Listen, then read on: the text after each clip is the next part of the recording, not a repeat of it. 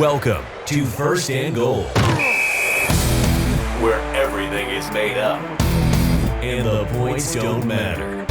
Get ready for the latest and hottest topics in the SML. Let's get started. Here's your host, Mad Bomber. All right, SML, welcome back to First and Goal. This time we've got Dan, Faz, QP, and Doink. What's going on, guys? What's up, buddy? Much. Just glad to be here, man. All right, so a nice no prime First and Goal, so this should be a good one. So we all have a chance to win. That's right. So we'll jump right in, and we'll start with Dan, and then we'll go to Faz on this, and then we'll let the other two answer this. But you guys probably the best to answer it. Is the gap from you two too much for the other NFC teams to overcome? Do we think we're even going to see another one in the Super Bowl? Is it just you two? And Dan, we'll start with you. Yeah, I think it is too much. I think the fact that unless Faz and I get into the same spot as we were last season, where we play earlier in the divisional, and then it just takes one game. Anyone can win one game. We know that plays out, but you got to just look at the odds. You got to look at the way it's gone. 3 straight NFC basically championship games. Again, Faz and I played divisionals past one, but really the game is Faz and I. Our teams are in good positions. We both have the right players, the right things. Things can happen, I guess, NYT, but his season's kind of picking up with work. You've got Dump that, shows flashes and then fades, and that's just been Dump for now almost 2 full cycles. Doink. I mean, he's got some potential, and then he falls apart. Clink, maybe. I think Clink's still kind of wild card. Paulie's still a little bit, but I think all in all, it's just going to come down to me and Faz, and I think for the rest of the cycle, you're going to see us in the Super Bowl. All right, Faz, what do you think? Yeah, pretty much same thing. Obviously, one game, anything can happen, but realistically, they missed their shot. The time for the rest of the NFC to make it was early in the cycle. Dan had a team without a lot of talent. I was a passing team without a quarterback. And still, you saw it. It still ended up just us. So the Mutt Bucks at this point have turned into not the Mutt Bucks anymore.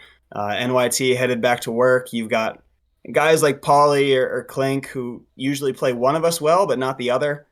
So they would need kind of a lucky situation where Dan and I play each other early.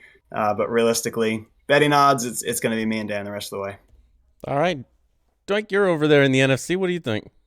Yeah, NFC South. Got 3 of us on here right now. I don't think it's too much for another NFC team to overcome in one season. I think over the course of the remainder of the season, the majority of them, if not all of them, the representatives are mostly going to be Dan and Faz. If the Mutt Bucks become the Mutt Bucks again and get Aaron Rodgers, then hey, maybe that could happen. But I think NYT, and they touched on NYT going back to the Carney life. I mean, that's going to eat up his time. He's going to be less there. The Cardinals are obviously equipped to. Clink, I think, has a chance to pull it off. I mean, he's been playing. He was playing season 1 with a hand tied behind his back with that roster. Q over here is the exception, not the rule, with people with the Lions. But yeah, so I think there's a chance it could happen, kind of in this situation they outlined, where the divisional round they match up, and then one team, one game. Sure, it could happen. I think it would take some of the stars aligning and things breaking the right way. All right. And QP is the lone AFC representative here. What do you think? Yeah, in honor of Prime, let me just say, it's not about the teams.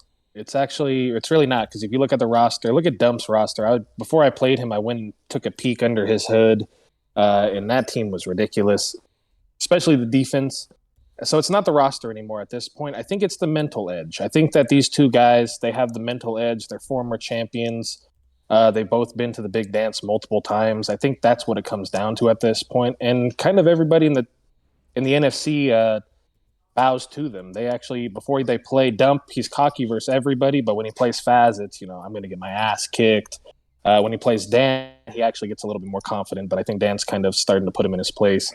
He's had a win. So I think there. It's mental. Yeah, I think it's just the mental edge that they have now, and the experience as champions that they have at this point compared to the other guys that haven't made it. The other guys have good rosters, maybe even better rosters. But at this point, it's just these guys they know how to do it once it comes to the big games. The other guys kind of they might play consistent for 3 quarters, but they can't get it all done.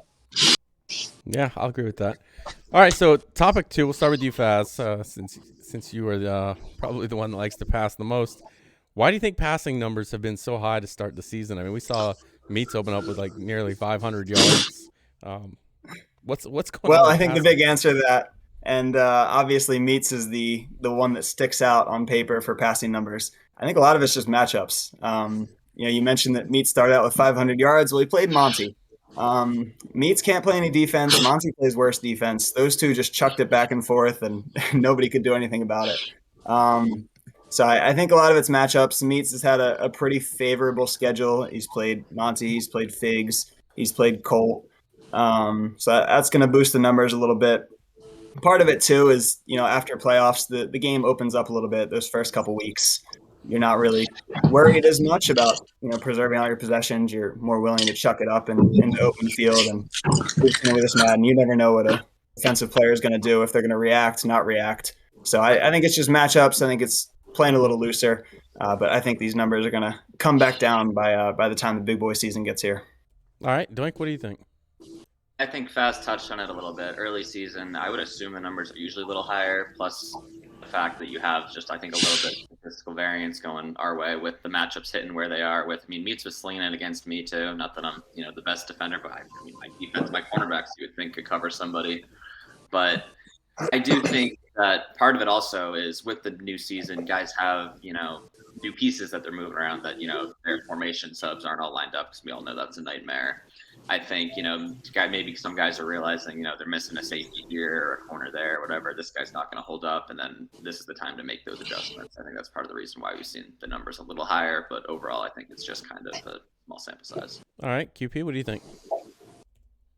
Yeah, I think that it's a little bit of running doesn't win every time anymore as well. I think that you can't just run it 8 out of 9 plays down the field. Typically, you can't run it 8 out of 9 plays successfully and score and control the game. I think that has changed a little bit. And if it hasn't changed, people have pushed the narrative enough to make it change. And I think also, like everybody said, it's new pieces. Guys get new quarterbacks, which is everybody's favorite thing to draft or get a hold of in a CFM.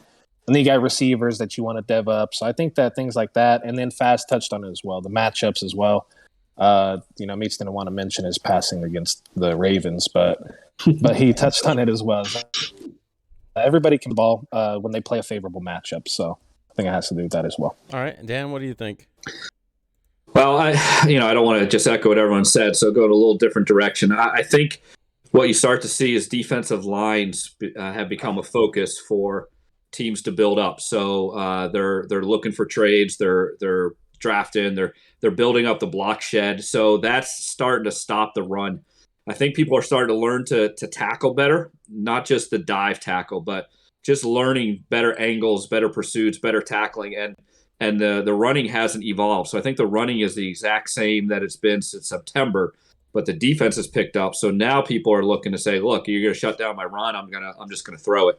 And we're finding out some newer things that are out there, some depths that are being out there. I'm starting to see some guys starting to learn to throw it 20, 25 feet or 25 yards down the field instead of just, the 10 to 15 range. And so I think people are learning to actually pass because there's more opportunity for the game to evolve, their offense to evolve there as defenses are shutting down the run a lot better. Okay. All right, moving on to topic 3. This is always a fun one. Lots of moves this offseason. Who had the best and who had the worst? Doink, we'll start with you. All right, so I'm going to leave the one trade for the people in the future. Start with the worst. I didn't see one clear cut. We can make a case for the trade that I'm sure everyone else is going to touch on. But I think the worst arguably goes to, it's a handful of teams. It's the Saints, the Steelers, and arguably the Bucs, myself even, just for not addressing the quarterback position this offseason, for going in with what we had and finding mixed success, struggling with Jalen Hurts, with Brian Turner, with Bernard, the Saints guy. Those are 3 users who have shown at least something to be a playoff team and have 1 or 2 wins in the season. Because can't throw the ball right now. So I think that's a glaring issue. It's kind of like it's a non-answer of a move. It's not a move that was bad. It's a lack of a move that was good that I think is the issue there. Best move this season, I think we saw a lot of the Big Five, a lot of the top teams bulk up their defense. I honestly think the best move this season was Paz just deciding, hey, I have Christian McCaffrey, I'm going to draft a running back. That guy's a monster. And it gives a whole added element to his offense that he hasn't had before, getting to move McCaffrey out wide, getting to use him in space, and now have this bruiser with wrecking ball that can kind of beat you the old-fashioned way and play some coward ball. So, yeah, that's my best and my worst. All right. Yeah, I'd argue against that one, watching him lose to Finns, but seems to have taken a step back since that move. But interesting choice. We're still trying to make the pieces fit, it's still experimental stages. I'll tell you what, though, as soon as Doink started talking, the one trade that I think everybody's thinking of, it just hit me. So there it is. Yeah, it was that aha moment. QP, what do you think? Best and worst moves? The worst move, I would have to say, not the worst, but one of the worst is, I would say, Monty's, to be honest. I think that he gave up his signal caller, his guy in the middle who's been really good, the guy with 5 sacks, the guy with 6 interceptions in one season at one point with like 5 forced fumbles. He gave it up and a second-round pick on top of that for a 32nd overall pick, which usually you don't get something great. You don't get a Levante David typically at 32nd, even if he's only at 82. I would have that as the worst. I'd have maybe even up there, like, I'm not going to lie, Fig taking Sears, because he's been in a failed experiment for a while. For everybody so far that's used him, he's been a failed experiment. So I don't think Sears is I would say he's up there as well. For the best trades, I'd argue Prime. Yet again, he fools somebody. He dumps off the 32nd pick, and he establishes himself a middle signal caller. That's another X factor, who I think has 2 interceptions already for him this year. And he got a second-round pick as well out of it. I don't know what he traded for it. And then best as well, I think it's RD also. I think somebody said it was the worst, but RD, didn't he trade Cam Hayward for the 8th overall pick? Yeah. So I would say that's a really good trade. I don't know what he turned into it with that. I didn't do enough research before we got on here. I think that's his receiver. But him getting rid of a 35-year-old DN, whether it's good or not, Cam Hayward DNs, typically they retire at 36, 37 at most. They don't usually play that old. I had, what's his name, on the Ravens, and he left early. So Campbell.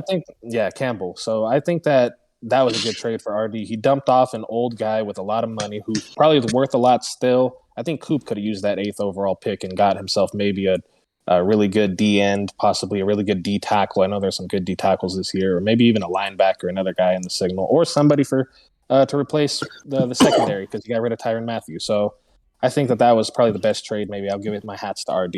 Okay. Dan, how about you? Yeah, so I got the best trade. I'm going with Prime, but I'm not going with the one QP mentioned. I'm going to the Von Miller, picking up Von Miller. I think that's a type of player that he might not, light up the scoreboard in the regular season, but you bet on a critical moment in the playoffs, he's going to make a play. Great run stopper, and then he's just going to make a play, and that's the kind of stuff that those top teams need. They need the guys that are just going to make the play, and I think Prime did a great job. Prime's always done very good at picking off the aging guys that fill in the gaps that maybe others don't look at and say, well, he's not going to fit. But a really good move there. The worst one, I think it has to go to Figs. I think what we've learned over this Madden, and look, I'm an old school guy with Madden, and I've always said quarterback doesn't matter. But this Madden, there are some things about quarterback that matter. So first of all, you got to understand what kind of trait. A lot of theories out there about the paranoid trait. I'm a believer in it. I think it really affects the throw out of sack, the bad passes you see. Release, it matters. Okay, what kind of release they have, and then the throw under pressure matters. So, Sears is he's just not a good quarterback.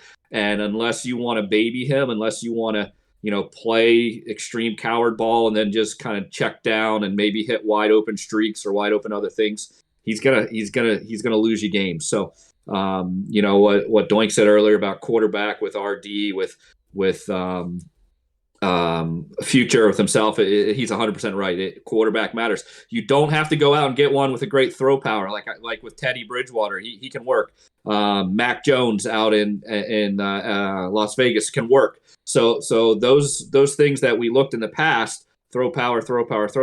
I think it's more about throw under pressure, release, and the trait. So that'd be my best and worst. All right, Faz, how about you? Yeah, big shout out to you guys for leaving a lot for me to choose from here. Now, normally with a question like this, I will, get my answer and like a couple backup plans just in case. For the worst one, there's no backup plans. The worst one was Sears. It's by a mile. It's not close for all the reasons that Dan listed.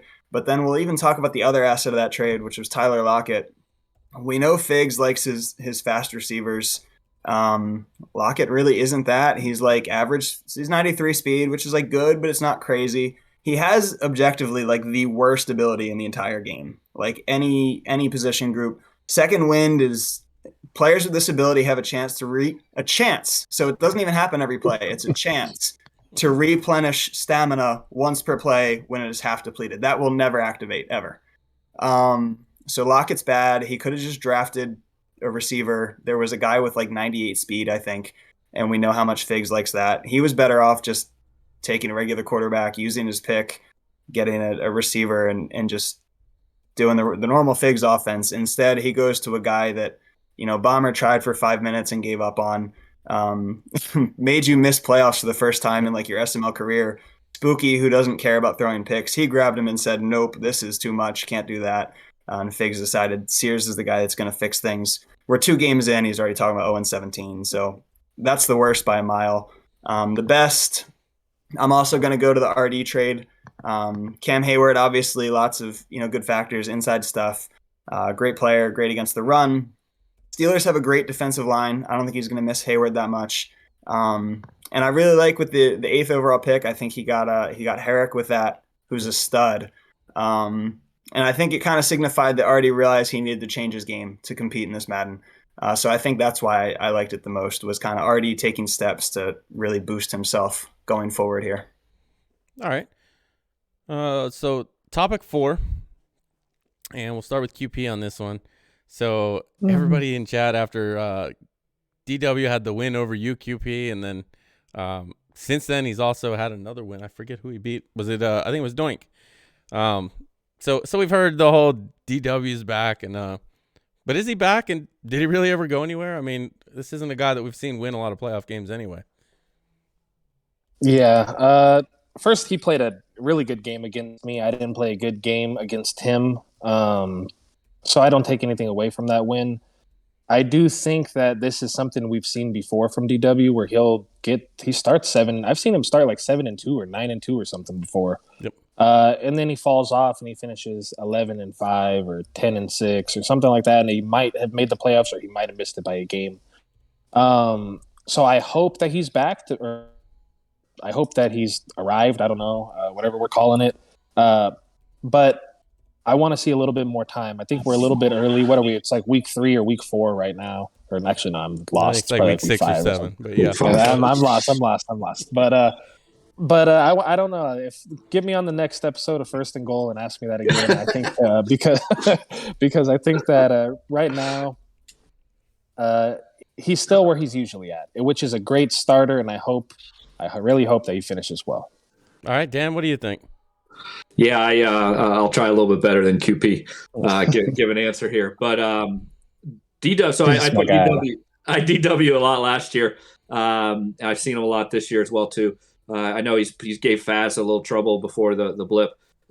If you go into a DW game and you just try to sling it, or you try to go in there and you play a little careless, he will catch you, and he'll catch you, and then he will run the ball 30 times and suck the clock out, and before you know it, you're scrambling trying to win.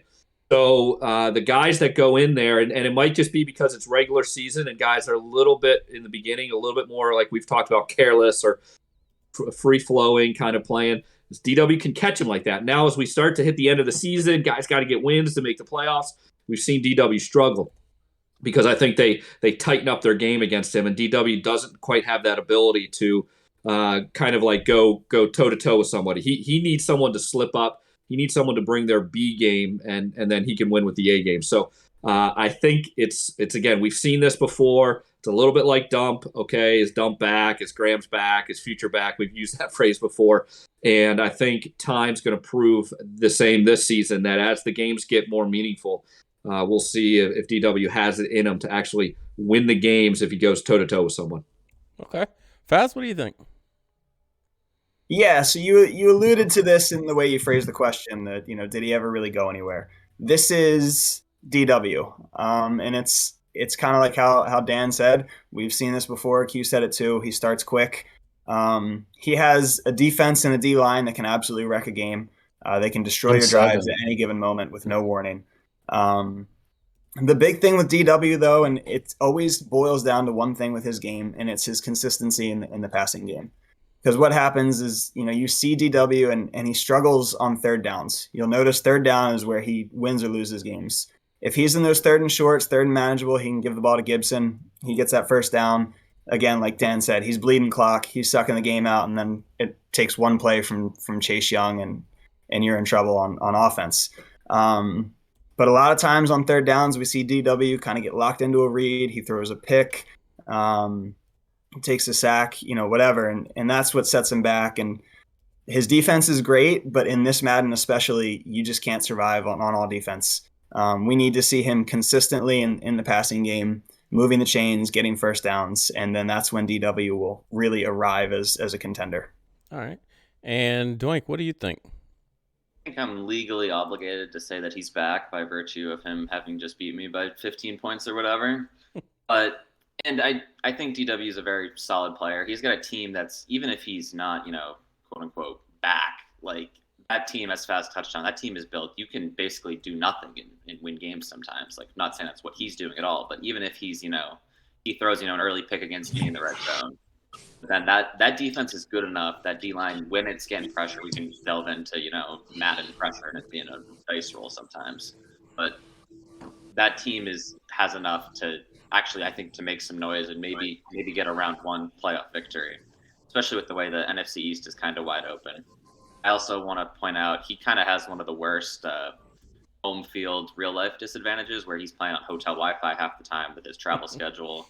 And that has caught up to him in years past. When he goes on some trip in mid-season, he's playing on shitty hotel Wi-Fi. Then that can also, be a real struggle for him. I think he's someone to keep an eye on, and Q touched on it and hit the nail on the head. You will see, 3-4 weeks from now and see where he's at. Okay. And it looks like we're going to do a bonus question this week. And, we just had Stud come back, and we've seen quite a few guys that left come back. And we hear the excuse that, they haven't played as much. But these are guys that have won Simbardies. Mike called RD the greatest CFM player he's ever seen. QB Stud, three Simbardies. He had a 19-0 season. So these aren't guys that are on the fringe or anything. I mean, they have the ability to be dominant. So how much do you think it matters that they haven't played as much as everyone else this cycle, especially when maybe they're guys that don't study, they just pick it up and play? And how long do you think that's going to be a valid excuse? Dan, we'll start with you. Yeah, two quick comments, man. RD's got to, if he sees Mike in real life, he might just punch him in the face for making that one comment about being the greatest CFM player ever, because that's come back to haunt him. And you notice also QB Stud made sure that he told everybody in chat the other day, or maybe it was today, that he's gone 19-0 before. So I think I've seen it more than once. He wanted to remind everybody that after what Prime did to him. Here's the problem, and at first I was believers in RD, and I thought, okay, QB Stud, he's a competitive guy, he's going to figure it out. But I was watching QB Stud play, and QP, I keep saying it, man, sorry, Q. We got to get a new nickname for him. QB Stud, watching him play, and just even his timing for tackles are so off. Like, he was tackling so late that everyone was just running right through his tackles. And I was thinking, it's going to take him probably at least a full season just to get accustomed to basic things that you and I and everyone else has been playing all year, all cycle long, are used to. So I think they're not going to catch up, and I think it's valid on their half not to catch up because we've had such a huge advantage in them, not only in team building, but in gameplay and little things. I was telling them like things that we probably learned back in late September. So I think he's just going to have to push through. Both those guys might sniff the playoffs, but they're not good. They're not going to compete. They're never going to be in the Super Bowl. All right, Faz, what do you think? Yeah, I agree. I think because of when they joined, I think if it was a couple months ago, then maybe it's a season, 2 seasons, kind of adjust to the game and make some adjustments there. But at this point, they're coming in late. We've all had 5 seasons now, 6 seasons of experience, so we're learning this stuff. With RD, it's tough because for him, it's like a complete fundamental change just on how this game plays. It's just not kind to safety users, which is what RD kind of made his money on. So he's in trouble with that. QB Stud has the added disadvantage of he's coming into maybe the worst team I've ever seen in the SML. That Texans team's horrible. Last time we saw QB, he got blunt burner high and then robbed the poor guy and built a super team. So, he's going from a team that he could have put the controller down and won with to this Texans team on top of learning the game with, different tackling angles I was just telling RD the other day, he's going for interceptions when you need to be swatting. He had no idea. So it's a lot of little things that compound over the course of a game that I think it's just too late for them. If it was a couple months ago, maybe they could have recovered, but I think this late in the game, they're probably in trouble. All right, Doink, what do you think? So obviously, both these guys' time in the SML beforehand was before I got here. I actually replaced RD, took over his Raiders. But for him, I don't think that I've just started an excuse really holds at this point. It's been 2 seasons and change in the SML, never mind a little bit of time in primer before then. QB just getting that Texans team, absolutely. You can't expect anything from the guy this year, never mind if he hasn't touched the game in however long. But at some point, 2-3 seasons in for RD, I think you just got to accept this is what it is now. Could he be a playoff team? Absolutely. Is it a bit tough being in an absolutely loaded division? Yeah, but I think the excuse of, I'm just getting back into it. He's been playing enough now, and I haven't heard that excuse from either. So I don't really think that's a thing anymore for him. Yeah, I'm not saying either one of them have said it, but I have heard other people say it on their behalf. QP, what do you think? Yeah, my fiance tells me that I need to be more empathetic, so I will leave the pats on the back to these guys. I think that if I haven't seen QB Stud ever, I never played him. I wasn't around before he left, so I will say if you're 19-0 at one point, or if you're a 3-time champion, then you should be at least 9-8, 10 or what is it now? 10-7, 10-7, 11-6, something like that. You should be a fringe playoff team if you've been laid off for as long as you have, but you're one of these greatest of SML career type of guys.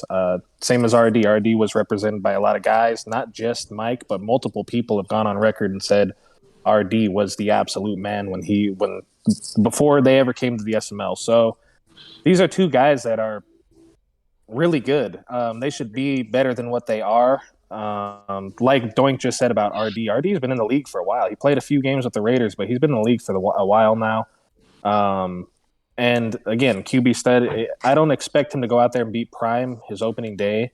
But as well, you shouldn't have that showing that you did if you were a 19-0 guy. If you are a 3-time champion, I think that you should be a fringe playoff team. Maybe you're right there around the corner when you're new to it. And then next season, you should be in the fold, in the thick of things if you are obviously what you were.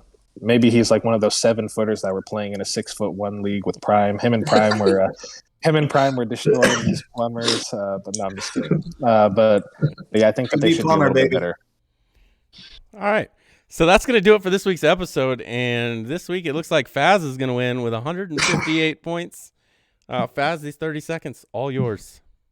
Oh, man. Back-to-back first and goal wins for me. I can't recover a fumble in the Super Bowl, but I can win a first and goal. So that's at least good to hang my hat on. But, hey, excited. I've got my Fins loss out of the way. We're not retiring like everybody else. So we're ready to go and ready to get back there and hopefully recover a fumble this time. All right. You're about to have a 3-game losing streak, Fast. 3-game losing streaks coming up. Oh, that's all doink. You know, It's coming. Yeah. Doink takes how care that of goes. business. Yeah, you think? I haven't seen Doink take care of business since he had a superstar quarterback. Hey, I'm glad they let you win something this week at least. Oh. I needed the morale booster. Bomber knew that, you know, what those Finns losses do to people. Yeah, Jordan Love can't pass about morale. They so. absolutely do. But thanks for being on, guys. That's been First and Goal. Thanks for listening to First and Goal. Be sure to check out Mad Bomber TV on Twitch and YouTube for the latest from the SML. And we'll see you next time on First and Goal.